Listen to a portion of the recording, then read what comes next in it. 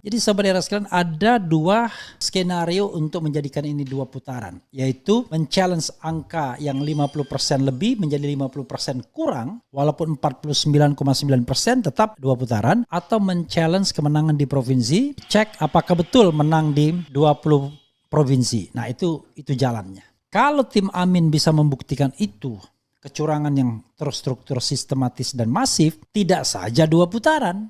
Tetap sih dua putaran mungkin, yaitu lihat ya hasil quick count, di mana di situ dikatakan bahwa paslon 02 unggul menang ya dengan 56%, 57% dan lain sebagainya. Oke, tetapi yang jelas ya ada beberapa hal yang ingin saya sampaikan secara serius sobat era sekalian, dan juga membuat tim Amin jangan berkecil hati dulu. Sekali lagi, kalau Anda memperjuangkan keyakinan, memperjuangkan kebenaran demi Yang Maha Kuasa, insya Allah Anda tidak pernah kecewa. Menang dan kalah itu soal ganjaran manusia ya. Yang paling penting adalah bahwa Anda sudah membela yang benar. Nah, kalau kita lihat pasal 6A ya konstitusi, maka kemenangan itu adalah sebagai berikut. Pasal 6A ayat 3 Undang-Undang Dasar 1945 perubahan ketiga, pasangan calon presiden dan wakil presiden yang mendapatkan suara lebih dari 50% dari jumlah suara dalam pemilihan umum dengan sedikitnya 20% suara di setiap provinsi yang tersebar di lebih dari setengah jumlah provinsi di Indonesia dilantik menjadi presiden dan wakil presiden. Oke, dalam hal tidak ada pasangan calon presiden ayat 4-nya 6A ayat 4 dan wakil presiden terpilih, dua pasangan calon yang memperoleh suara terbanyak pertama dan kedua dalam pemilihan umum dipilih oleh rakyat secara langsung, dan pasangan yang memperoleh suara rakyat terbanyak dilantik sebagai presiden dan wakil presiden atau run-off election. Jadi sahabat era sekalian, syarat untuk menang itu ada dua, bukan satu. Suaranya harus lebih dari 50%. Yang kedua, persebarannya harus menang di lebih dari 10 jumlah provinsi. Nah, jumlah provinsi kita kan 38 sekarang, maka sekurang-kurangnya harus menang di 20 provinsi. Oke, barulah kemudian bisa dilantik. Berdasarkan apa? Tentu berdasarkan hitung manual KPU yang berjenjang. Dari TPS, dari TPS ke PPK, kemudian KPU kabupaten kota, provinsi, sampai tingkat nasional. Barulah di situ bisa ditentukan siapa menangnya. Itu pun kalau tidak disengketakan di Mahkamah Konstitusi. Oke, itu satu. Dan pasal ini kemudian diulangi lagi di dalam Undang-Undang Pemilu ya. Pasal 400-an yang saya catat ya, yaitu pasal 416. Jadi Undang-Undang Pemilu. Nah, itu satu hal ya. Kemudian sahabat era sekalian, bagaimana dengan hasil quick count? Quick count itu bukanlah official. Bahkan perhitungan si rekap pun itu bukanlah hasil official. Hasil official itu adalah hasil yang hitung manual tersebut. Tapi angkanya sama semua. Oke, sama semua. Tapi tetap ada perbedaan antara rekap KPU, quick count, dan kemudian juga hitungan internal Amin misalnya. Kalau hitungan internal Amin itu keunggulannya ya tipis saja di atas 50%. Bukan 56, bukan 57, apalagi 58. Sehingga masih ada peluang untuk di-challenge. Jadi sahabat era sekalian, men-challenge-nya itu tidak harus jarak misalnya antara Amin yang kalau menurut perhitungan Amin itu 34%, dengan 53% misalnya. Tidak begitu. Yang di-challenge cukup angka 3% lebih saja. Itu sudah cukup untuk membuat pilpres 2 putaran. Itu satu. Yang kedua, yang di-challenge cukup kemenangan di 20 provinsi lebih itu. Kalau misalnya bisa dibuktikan bahwa kemenangannya tidak di 20 provinsi tapi di 19 provinsi misalnya, maka 2 putaran juga. Jadi sahabat era sekalian, ada dua skenario untuk menjadikan ini 2 putaran, yaitu men-challenge angka yang 50% lebih menjadi 50% kurang, walaupun 49,9% tetap 2 putaran, atau men-challenge kemenangan di provinsi, dicek apakah betul menang di 20 provinsi. Nah itu jalannya. Oke, ini jalan yang minimalis. Tapi yang maksimalis saudara sekalian, jalannya adalah buat permohonan yang meyakinkan bahwa pemilu ini sudah curang secara terstruktur, sistematis, dan masif. Apa maksudnya? Kecurangan yang terstruktur itu adalah kecurangan yang digerakkan oleh sebuah struktur kekuasaan. Dalam hal ini, cawe-cawe Jokowi itu bisa dikategorikan sebagai sebuah struktur itu. Lalu kemudian nanti perlu diketahui apakah memang ada penggeraknya. Misalnya keterlibatan ASN, TNI, Polri, dan lain sebagainya. Ya. Kemudian terstruktur sistematis. Sistematis itu terpola, terencana dengan baik. Ya. Misalnya bagaimana ada kegiatan-kegiatan tertentu, memanggil aparat desa, kemudian mendekati tokoh-tokoh dan lain sebagainya dan lain sebagainya. Lalu masif itu di semua tempat. Kalau tim Amin bisa membuktikan itu, kecurangan yang terstruktur, sistematis dan masif, tidak saja 2 putaran. Tetap sih 2 putaran mungkin, yaitu antara Amin dan Ganjar Mahfud, dan pasangan Pragib bakal bisa didiskualifikasi. Jadi saudara sekalian, apa yang harus kita lakukan sekarang? Yang harus kita lakukan sekarang adalah menjaga proses penghitungan suara dan tetap menginput ya. Jadi mereka yang memotret C1, mereka yang punya data raw materialsnya di TPS, itu terus melakukan input di kawalpemilu.org tadi ya. Ada 3 kan, kawalpemilu.org, kemudian jaga suara warga.org, kemudian jaga suara 2024.org ya. Tapi kalau jaga suara itu di Play Store. Nah, dari situ kemudian kita akan dapat data pembanding. Berapa sesungguhnya persentase masing-masing pihak tersebut. Apakah iya sebagaimana dilakukan oleh quick count atau sebenarnya ada data lain. Yang jelas sampai saat ini data itu belum bisa kita verifikasi secara baik. Karena hati-hati, kalau numbernya kurang dari 50% akan terjadi 2 putaran. Kita masih harus menunggu hitungan manual tersebut dan pembandingnya. Jangan lupa pembandingnya itu juga penting. Dan kalau kita misalnya teliti quick count, ada persoalan dengan quick count. Kita tidak tahu, sampelnya mungkin disebutkan ya, tapi saya tidak tahu hitungan sampelnya.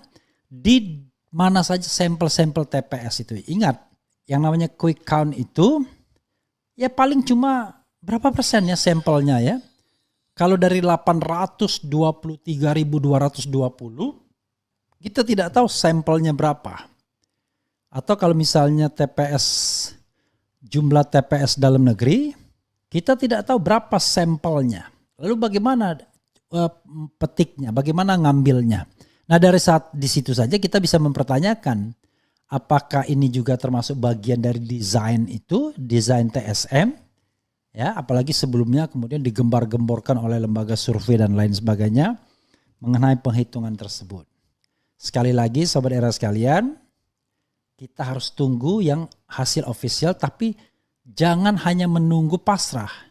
Kawal suara tersebut dan tetap update kalau ada kecurangan-kecurangan. Nanti biar tim hukum nasional akan mengkompilasinya dan kemudian memajukannya ke MK sebagai sebuah argumentasi kualitatif telah terjadinya kecurangan yang sifatnya terstruktur, sistematis, dan masif. Masa sih melibatkan presiden tidak terstruktur? Masa sih melibatkan state aparatus tidak sistematis? Masa sih melibatkan itu semua tidak masif? Termasuk misalnya penggunaan bansos dan lain sebagainya. Nah mudah-mudahan hakim Mahkamah Konstitusi punya hati nurani untuk melihat bahwa demokrasi harus diselamatkan. Dan kita harus tunggu, kawal, laporkan. Tunggu, kawal, laporkan. Tunggu, kawal, laporkan. Bahkan viralkan. Jadi kalau kita lihat hari ini saja misalnya, Timnas atau tim hukum nasional menerima tadi ya sampai jam berapa itu, sampai jam 20.00 itu menerima ya setidaknya 59 laporan kecurangan. Macam-macam pasti. Ada yang sudah beredar di internet kan. Tiba-tiba satu gepok ini dicoblos 02. tiba-tiba suara-suara banyak yang sudah tercoblos di 02. Ada nenek-nenek yang buta huruf mau pilih Anies dicobloskan 02. Kemudian ada lagi laporan soal angka 61 ditulis 600 dan lain sebagainya. Jadi itu semua tidak hanya dimaknai secara kuantitatif tapi juga bisa dilihat kualitatif. Jadi kalau kita bicara tentang kualitatif, kecurangan sebelum pencoblosan, pada saat pencoblosan dan pasca pencoblosan nanti kita lihat. Termasuk deklarasi yang teman saya agak surprise karena melihat panggungnya itu rasanya katanya nggak mungkin bisa dipersiapkan selama berapa jam saja. Itu minimal sehari sebelumnya sudah dipersiapkan. How come? Pragip sudah tahu bahwa hitungannya seperti itu sehingga panggung sudah disiapkan terlebih dahulu misalnya. Karena ini menarik juga untuk dipersoalkan. By the way, kenapa pula Prabowo tiba-tiba salah sebut nama saya ada di situ. Jadi orang heboh, Refli Harun disebut oleh Prabowo. Tokoh, kita hadir tokoh-tokoh Refli Harun. Padahal seharian saya ada di ballroom Hotel Sultan tempat memantau pergerakan suara Amin ya. Termasuk juga tadi diskusi dan lain sebagainya dan lain sebagainya. Jadi sobat era sekalian tetap semangat ya. Perjuangan belum selesai, tapi sekali lagi saya hanya berpesan, menang dan kalah itu adalah perkara biasa saja dalam kompetisi politik. Tetapi yang jelas kita mengupayakan jalan yang lurus. Nanti biarlah Allah Subhanahu wa taala yang akan memberikan yang terbaik bagi kita. Yang jelas kita harus berjuang sampai titik darah penghabisan. Sampai kebenaran bisa ditegakkan. Baik melalui jalur formal maupun ya terserah kalau ada civil society, media dan lain sebagainya menempuh jalur-jalur lainnya. Karena ini problem yang akut di negeri ini yaitu kemunduran demokrasi yang telanjang, terang-terangan dan kalau kita kehilangan momentum untuk bergerak khawatir terjadi demokrasi yang regresif. Bayangkan, saya tidak bisa membayangkan ya pemerintahan yang akan terbentuk kalau seandainya dia anti demokrasi, kerjanya nangkap orang dan lain sebagainya. Maka apa bedanya aktivis-aktivis yang merapat ke sana terhadap perjuangan mereka di masa lalu. Sehingga mereka mengorbankan banyak hal ya. Oke. Dan tim Amin sudah mengatakan tidak ada kata selamat dulu. Tidak ada kata menyerah dulu. Tidak ada kata yang seolah-olah bahwa perjuangan sudah berakhir. Belum. Penghitungan harus tetap dikawal. Ya semangat ya. Semangat di lapangan. Tetap kawal penghitungan suara tersebut. Karena beberapa tempat di Jakarta, wah ini Amin menang. Tapi kalau di daerah lain sebaliknya kita juga bingung. Ada juga satu keanehan misalnya, kenapa TikTok tiba-tiba tidak jalan kemarin malam, sehari sebelum pemilihan. Enggak jalan TikTok. Kemudian kalau kita lihat misalnya PDIP tetap menang dengan walaupun belasan persen juga. Tapi suara Ganjar melorot jauh. How come? Bagaimana kita menjelaskan? Apakah pemilih PDIP tidak memilih Ganjar Pranowo? Itu juga harus kita lihat ya. Nah, mudah-mudahan nanti tim 01 dan 03 ini bisa dalam tanda kutip berkolaborasi menemukan kebenaran. Sekali lagi menemukan kebenaran. Karena saya sudah mengatakan negeri ini tidak akan menjadi negeri yang baldatun toyibatun warabun ghafur kalau pemimpinnya menang dengan cara curang. Perhatikan kata-kata saya. Tidak akan menjadi negeri yang gemar ripah loh jinawi kalau pemimpinnya menang dengan cara curang. Itu yang saya yakini. Ya. Tapi kalau pemimpinnya memang pemimpin yang dipilih rakyat, yang disenangi rakyat, memilih bukan karena money politics misalnya, insya Allah negeri ini akan menjadi negeri yang baik. Oke, kita lihat ke depan ya. Saya selalu optimis bahwa Allah Subhanahu wa taala akan memberikan jalan yang terbaik bagi republik ini. Karena kita the largest Muslim population in the world. Malu kita kalau tidak bisa menjadi contoh negara yang baik. Mengedepankan adab, sopan santun, ketaatan pada hukum, anti korupsi, anti suap dan lain sebagainya dan lain sebagainya. Sobat semuanya, alhamdulillahirabbil alamin semuanya ya. Oke, sekali lagi kalau ditemukan sebuah kecurangan yang terstruktur sistematis dan masif, diskualifikasi bisa jalan.